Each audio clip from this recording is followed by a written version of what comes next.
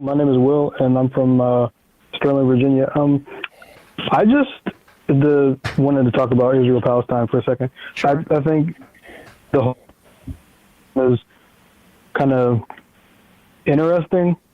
I think one thing that gets left out in the conversation that I found out, I don't know, maybe a couple of years back, but kind of looking at this is very much it's specifically European settler colonial project, because, I mean, people forget that not all Jews are European. Like, there are Jews in Ethiopia, there are Jews in India, China, all throughout the Middle East, and Zionism was not their project. Nobody asked them in 1880, 1870s, that was all the project of Jews in Europe. And I think that's one of the things that kind of is why you see so much support for this, because it's sort of just like if you took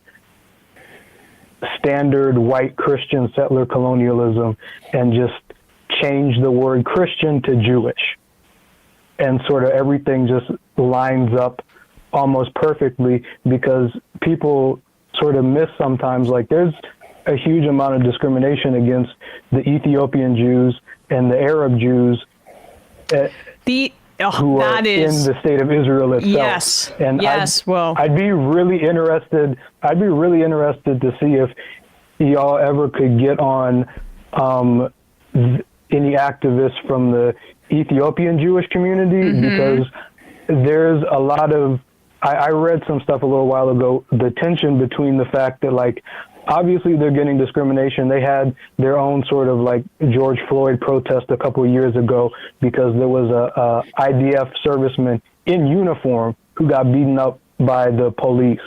And so I think it's kind of tragic in a way, because they trot out, I saw this one woman a while ago, they trot out this one Ethiopian woman to sort of kind of whitewash themselves the way they do with the "we love gay people" kind of propaganda line. Right. Unlike the savages on the other side. Exactly, which, you know, I mean, at the end of the day, the Orthodox Jewish community there, they have sort of has the same deeply conservative views that conservative Christians and Muslims do. So, I mean, it's false. But anyways, I would just be curious to see if y'all could ever get anyone from that community on the show to, like, talk about their views. And because I would love to see solidarity between the Ethiopian Jews and the Palestinians. But from what I've read, that's not really the case, because they sort of, I guess, kind of identify with the colonial project of Israel, sort of taking the, like, you know, poor white rung in that society. And I also do want to mention that people forget, like, there are also Afro-Palestinians. So when you look at the whole situation, it's a lot more of just like, yes, this is very much America. Like, this is the same exact system. They're not different at all. When you look at the kind of racial hierarchy that they set up, because when you look at anyone that they bring on from the IDF, they're all Europeans. Yeah. I don't think I've seen anyone that looks like me, or anyone that looks Arab or North African or anything like that. And the people that go to volunteer and fight over there, I mean, they just get off on killing brown people. That's what it is. The IDF spokesperson that Wolf Blitzer was talking to on CNN yesterday had a Scottish accent. Yep. I mean, the one Scot apparently who supports.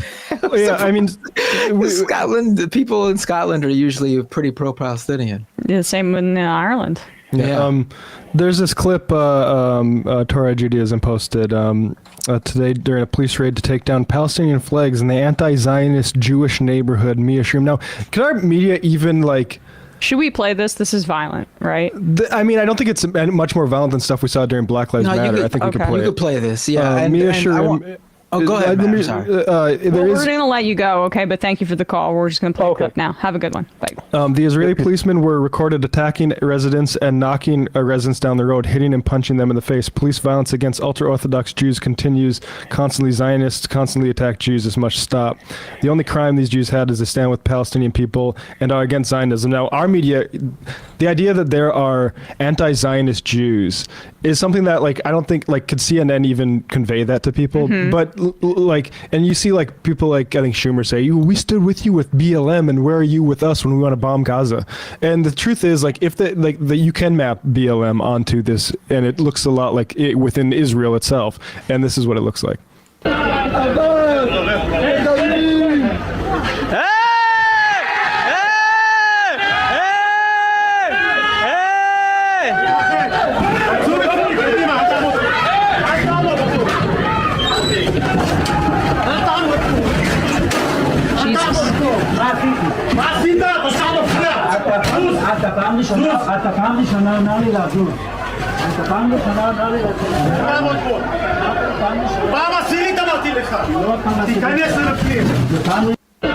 And so, like, this sort of whole like slogan, "Stand with Israel." Who do you stand with in that?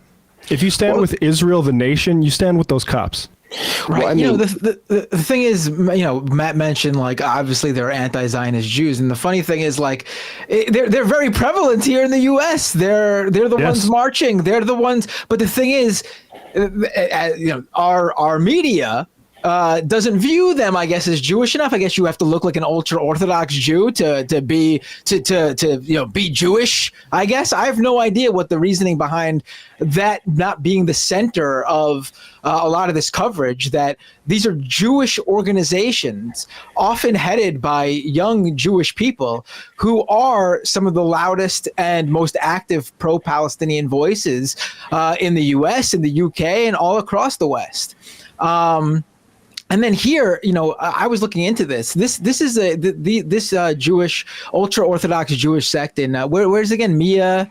What was it, Matt? Shirim. Let me 1 second. Let me get the actual spelling here. Should be on that. Mea Sharim Mea Sharim, yeah. So excuse me if I'm mispronouncing it, but I looked into this ultra-Orthodox Jewish group, and they are, they live in this neighborhood. They've lived in this neighborhood for a long time. They are anti-Zionist. They're against the state of Israel, and them flying a Palestinian flag is not new. They fly it all the time, and Israeli police regularly raid their neighborhood just to pull down these flags. Nothing more. Like, just to come and rip these flags down from their property. This has been going on for many, many, many years. You could look at the original YouTube channel and Twitter account that posted this video and just scroll through video after video after video of Israeli police attacking these Orthodox Jewish people. There's one clip from a few months ago where they have a few ultra-Orthodox Jewish men lying on the ground, and they're just going over and stepping on them and kicking them while they're already on the ground, like full throttle, just like, and like just all looking in the air too, as if pretending they don't see them. Like, really nasty stuff. And this sort of history and these sorts of populations existing within the state of Israel is really important to stress, because there's a certain moronic take that is like, oh well, if we like, this is the only sort of course of action that Israel could take. Otherwise, all the Arabs in the area would kill all the Jews. And the truth is that Jerusalem is a population with about 60% Jews and 40% Muslims, and so like, they have coexisted before Israel became the state that it is, and hopefully they can continue and actually be a model for the rest of that, for how actually Jews and Palestinians can live together in one state. Like, and so like, you see that those cops attacking them, that's because like what they represent is actually like the world that we need to see, and they want to suppress it, like Binder said. Well, yeah, it's the MO of our media and our culture to treat marginalized groups as though they're a monolith, not just because we're, intellectually incurious, but also because it makes it really easy to erase the complexity and plurality of voices that exist within any marginalized community or any community at all. And, to flatten it down to the voices of the most privileged and most powerful within that group. And so, for the state of Israel, for like their authoritarian and fascist government, they do not want to lose control over their ability to speak for all Jewish people. They don't want to lose control over their ability to, mobilize the entire story of the Jewish people in pursuit of defending Israel and its genocide against Palestinian people. And so the existence of Jewish people who, in America and Israel itself that deviate from that narrative is something that they have to stamp out, but it's not so surprising. White supremacists kill white people all the time in America and all over the world. It's not so surprising that Jewish supremacists or Israeli authoritarians would kill Jewish people or other Israeli citizens in pursuit of having full control over their ability to use the voice in the generational trauma in pursuit of enriching themselves and making themselves more powerful. Netanyahu is an incredibly corrupt politician. And this is in many ways a result of that corruption in that racism. Well, I do want to point out, though, that, it's not just Netanyahu, of course. And you're not saying that. But one of the most insanely annoying refrains I have in these seemingly constant struggle-filled debates I'm having in my personal life is the admission that Netanyahu is terrible and horrible and even psychopathic and all of that, but that being completely segmented from the response that Netanyahu is overseeing in Gaza, as if his intentions of anti-democracy and far-right politics end when the bombardment of Gaza begins, and they only apply inward to the Israeli population. That in and of itself is just this cognitive dissonance that I can absolutely not understand, and just speaks to how fear is driving so much of this, propaganda is driving so much of this, and the Israeli multi-decade project of dehumanizing the Palestinian people in the minds of many have worked, because they can see how Netanyahu hurts Israelis, but not how he hurts Palestinians while mass murdering them. Well, yeah, and I think it's really important to point out that, inside Israel is a completely separate matter, but here in the U.S. at least, this support for Israel at this point in the year 2023, this no strings attached support for Israel no matter what, is almost an entirely right-wing project. Yep. Poll after poll after poll clearly shows that the Democratic base and even independents do not support Israel in the way that our politicians, whether they be Republican or Democrat, think. 80% of Democrats I saw in the latest poll are calling for a ceasefire. This is not that difficult to understand, that this is a right-wing position here in the U.S., in the U.K., in a lot of countries, to be quite honest. Israel, while there is, peace activists and leftists, the majority, this is a country that's lived under this right-wing rule for quite a while now and have been radicalized in their own sense. You want to talk about, Hamas is the reason why, people on the who have this support for Israel tie all Palestinian civilians to Hamas. You could do the mirror image over in how the Israeli cabinet literally has people who engage in terrorism. One of the highest Israeli officials had a mural to a literal mosque bomber in his office until he was told to take it down due to the visualization of how it looked, not even because it was wrong, just it's not good optics, man. This is a situation that is an entirely pushed by the right wing. And the fact that like you see all these people who are like, oh, Putin is an authoritarian, Trump is the worst ever. But then on this, they're like, give me a break. Give me a break.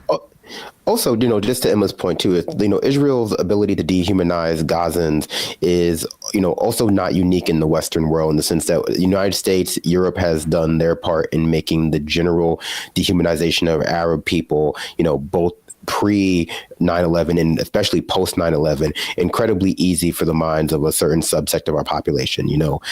Our brutal war in Iraq and Afghanistan left, conservatively hundred thousands of people dead there, and more likely over 1 million dead there, as well as our shadow wars in places like Libya and other parts of the Middle East and North Africa. And so their brutality against Gazans fits into that narrative as well. And just to Matt's point, a lot, not just a right-wing project, a lot of the support that Israel receives is an explicitly, anti-Semitic in nature, because it comes from like Christian Zionists and like Christian evangelical Zionists in America, those types of right-wing people. project. Right-wing project, yeah. Yep. But like, not like the way, like those are the friends of Israel, people who aren't even like, let's say, pro-Jewish people, but like groiped out 19-year-old like shit posters on Twitter who any other day would be posting like Sonnenrads and DeSantis ads, are coming out in favor of like Israel's ability to defend itself. And that's not a cause for self-reflection either, because ultimately it still ends with them getting, what they want. But it's certainly not in pursuit of the larger safety of Jewish people.